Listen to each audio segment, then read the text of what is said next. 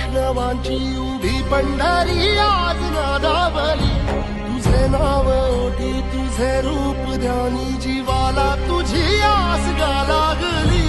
जरी बाप साऱ्या जगाचा परी तू आम्हाले